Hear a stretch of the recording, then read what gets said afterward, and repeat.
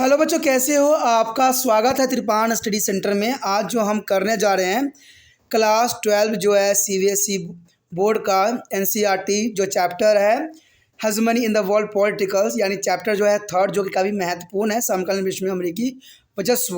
ये काफ़ी महत्वपूर्ण है एग्जाम व्यू से चैप्टर। यहाँ पर जो है हम कुछ क्वेश्चनों को विस्तार पूर्वक चर्चा करेंगे और जानेंगे हर एक पहलू पे। और इसमें हर एक पहलू जो अब तक आपने नहीं जाना है, हम उस पर विचार करेंगे और आपको समझाने की कोशिश करेंगे। लेकिन आपको पता है कि चैप्टर स्टार्ट करने से पहले एक बात जो मैं हमेशा कहता हूं, जिसको आपको सोचना भी चाहिए, विचार भी करना चाहिए, इवन अमल भी करना चाहिए, वो ये है कि जब भी वीडियो देखिए पूरा देखिए, क्योंकि अधूरा जानकारी सदैव खतरनाक होता है। साथ में एक इम्पोर्टेंट बात ये भी रहता है, अगर आप पहली बार वीडियो देख रहे हो तो लाइक शेयर सब्सक्राइब करना मत भूलना, क्योंकि दोस्तों लाइक कीजिएगा तो बनाने वाले का मनोबल बढ़ता है, सब्सक्राइब कीजिएगा तो इससे ये होता है कि जब भी मैं कोई वीडियो डालूंगा उसका नोटिफिकेशन आपको समय रहते मिल जाएगा। और देखिए, शेयर का मतलब ये होता है कि आपके थ्रू ना जाने किन बच्चों को हेल्प मिल जाए, ये आप भी नहीं जानोगे, इसलिए जो है आप शेयर जरूर करो, ठीक है। व्हाट्सएप स्टेटस पे भी लगाओ। दोस्तों एनएसएस सेंटर जो है कई मानने में बहुत से बच्चों के लिए हेल्पफुल है, चाहे वो 8th क्लास हो, 9th 10th 11th 12th हो, चाहे वो एनआईएस बोर्ड के बच्चे हों, ठीक है, चाहे बीए एमए के बच्चे हो, सभी क्लासों के लिए कुछ ना कुछ जो है त्रिपाण एनएसएस सेंटर में उपलब्ध है। तो इसलिए आपके लिए ज़रूरी है कि आप सब्सक्राइब करके इसको चैनल को जो है सेव कर लो, नहीं तो बाद में अगर रिसर्च करोगे तो शायद आपको ये चैनल प्राप्त ना हो। तो इसलिए सोचना नहीं, विचार नहीं करना है, सब्सक्राइब करके जो है अपने पास सेव करना है। दोस्तों ये तो बात था आपके लिए, लेकिन आप देखते हैं हमारा आज टॉपिक क्या है। Our next 11th question is the most important here. Economical preponderance of the USA is inseparable from their structural power. Describe. This is the most important question, right? For the different question here, economical preponderance of the US is inseparable from their structural power. Describe. This is an important question here for the exam view. As a first point, on economical preponderance of USA is inseparable from the structural power, and this can be justified the following way. There's an important point.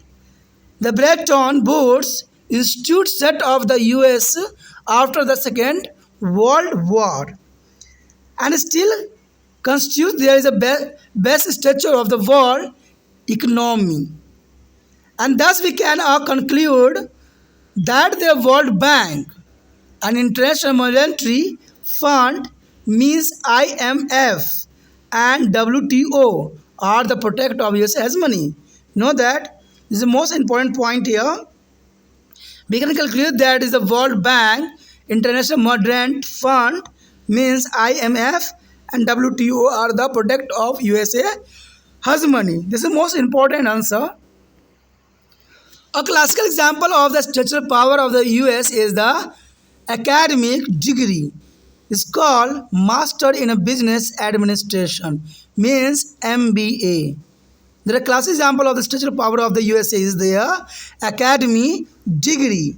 It's called Master of Business Administration, means MBA. The idea that a business is a profession that depends upon the skill that can be tough as a university is a unique American. You know that is important. The idea that business is a profession that depends upon a skill that can be taught in a university is uniquely American. The first business school in the world, the Wharton School. Wharton School at the University of Pennsylvania and established in 1881. This is the most important period of time here. The first MBA course was initiated around 19th century. This is 90s here. This is important. The first MBA course outside the USA was established only in 1950. Today, there is no country in the world in which the MBA is not a prestigious academy degree here. आगे जो हमारे समक्ष आया है 11th question काफ़ी महत्वपूर्ण है। America के आर्थिक प्रधानता संरचनात्मक शक्ति के अविभाज्य है, वर्णन करना है इसको। देखिए ये क्वेश्चन थोड़ा सा डिफरेंट है, अलग है। कहते हैं क्वेश्चन एग्जामिनर वही देता है जो अलग है, महत्वपूर्ण है। इसलिए त्रिपाण स्टडी सेंटर हमेशा महत्वपूर्ण और इम्पोर्टेंट क्वेश्चन पे ही प्रायोरिटी देता है। आपको ये क्वेश्चन बहुत साधारण लग रहा होगा, लेकिन इसका आपको आंसर भी नहीं पता होगा, तो ये काफ़ी महत्वपूर्ण बन जाता है एग्जामिनर के लिए। अब क्वेश्चन पे ही गौर कीजिए। अमेरिका की आर्थिक प्रधानता, जो आर्थिक प्रधानता है, समझ सकते हो ना आर्थिक प्रधानता का मतलब क्या है। साधारण शब्दों में देखा जाए तो हजमनी, जो आर्थिक के ऊपर, देखिए कोई भी देश पावरफुल तब बनता है जब उसकी आर्थिक अर्थव्यवस्था मजबूत होती है। तो इसी के अंतर्गत ये क्वेश्चन है कि अमेरिका की आर्थिक प्रधानता यानी इसकी हजमनी सरणात्मक शक्ति के अविभाज्य है, यानी देखा जाए तो स्ट्रक्चरल पावर्स के ये जो है अनडिविजिबल है। तो ये काफ़ी महत्वपूर्ण क्वेश्चन है कि अमेरिका की आर्थिक प्रधानता किस प्रकार से पूरे विश्व में है।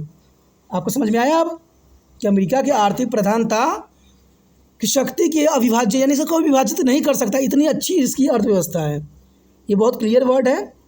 ये दोस्तों आप सोचते होंगे कि मैं बार बार क्वेश्चन को ही रिपीट क्यों करता हूँ। मैं एक बात जानता हूँ, एग्ज़ाम में जब जाते होगे ना आप, तो आपको तो आंसर याद रहता है, लेकिन आपको क्वेश्चन ही पता नहीं होता, क्योंकि क्वेश्चन वहाँ बदल जाते हैं लेकिन आंसर उसका वही रहता है।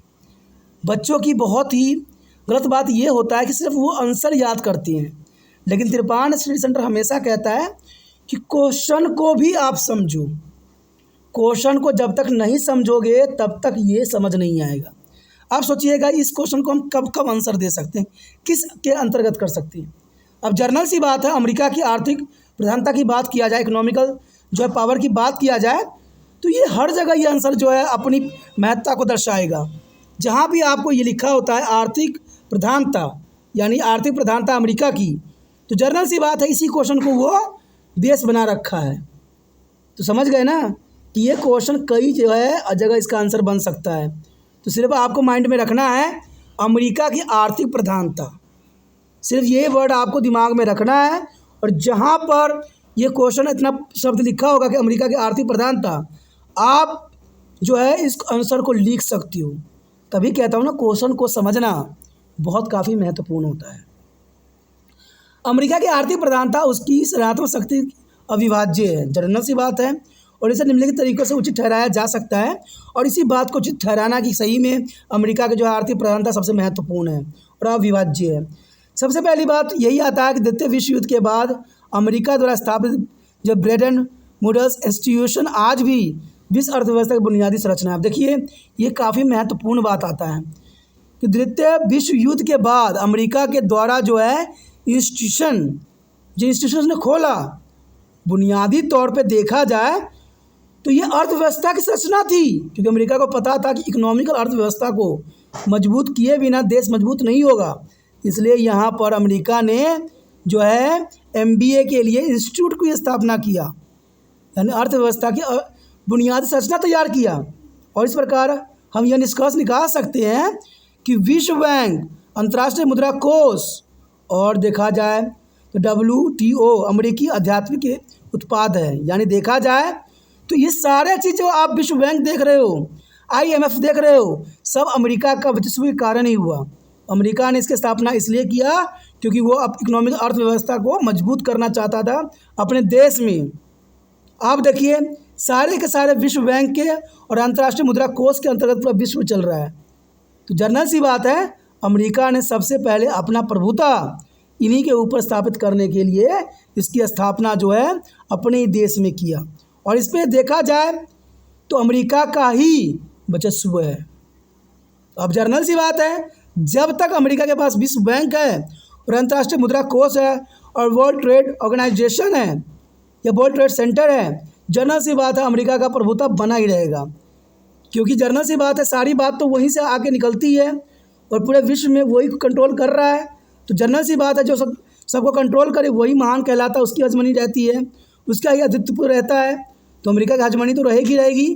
तो ये बात यहाँ साबित करता है कि अमेरिका अपनी आर्थिक जो है प्रधानता बरकरार रखने के लिए उसने जो है विश्व बैंक और अंतर्राष्ट्रीय मुद्रा कोष की स्थापना किया था। और यहाँ तक ये अमेरिका जो है सीमित नहीं रहा। अमेरिका के सृजनात्मक शक्ति एक उत्कृष्ट उदाहरण मास्टर इन बिजनेस एडमिनिस्ट्रेशन यानी MBA नामक शैक्षिक डिग्री है। अमेरिका ने दूसरी जो सकारात्मक शक्ति के रूप में उसने देखा वो था MBA, कि MBA करने के बाद जो है कोई भी व्यक्ति जो है काफ़ी जो अच्छे जॉब के लिए एप्लीकेबल हो जाता है। और इसकी कॉलेज जो है अमेरिका ने अपने ही देश में स्थापित किया, क्योंकि पहले ये अमेरिका में स्थापित था। अब देखिए हर देशों ने अपने अपने क्षेत्रों में MBA की स्थापना कर चुका है। तो यही सब बात जो है अमेरिका को आर्थिक प्रधानता की तरफ जो है अविभाज्य शक्ति के रूप में प्रकट करती है। और देखा जाए तो अगले पॉइंट यही दर्शाता है कि यह विचार की व्यवसाय एक ऐसी पेशा है जो इन कौशलों पर निर्भर करता है जिन्हें किसी भी विश्वविद्यालय में पढ़ाया जा सकता है, विशिष्ट रूप से अमेरिका में। क्योंकि देखिए कहते हैं अगर व्यवसाय की ऐसी विचारधारा अगर जिस क्षेत्र में मिलती है वो देश जनरल सी बात है इकोनॉमिक अर्थव्यवस्था में आगे बढ़ जाता है। अब देखा जाए हम इंडिया के साथ तुलना करें तो इंडिया में डिग्री की प्रावधान जो है बहुत अधिक लेवल पे है। आज देखा जाए जितनी डिग्री इंडिया में बांटी जा रही है विश्व में ही शायद कहीं हो।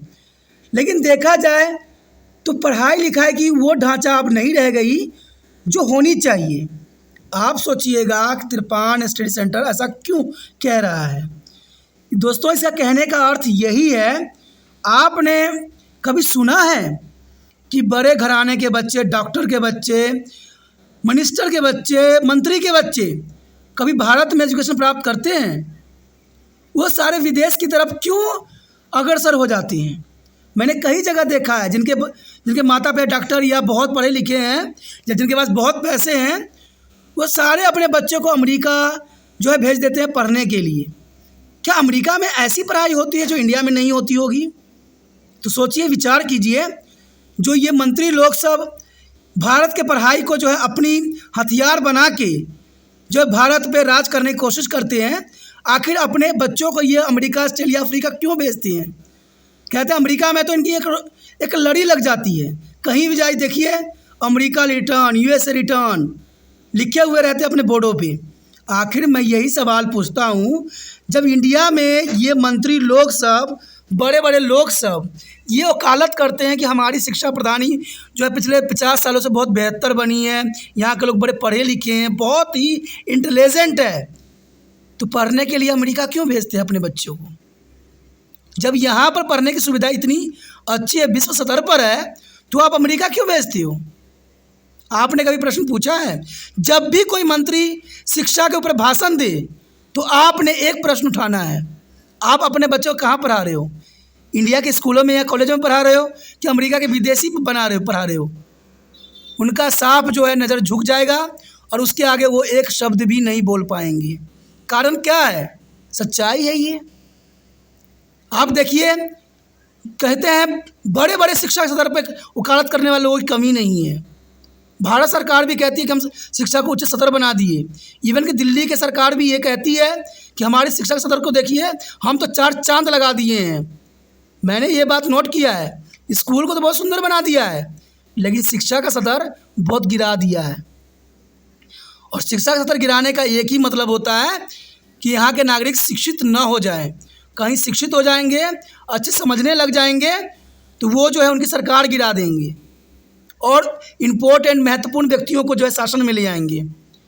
इसलिए भारत में एक प्रावधान बनी आ रही है कि अनपढ़ बनाओ, राज करो।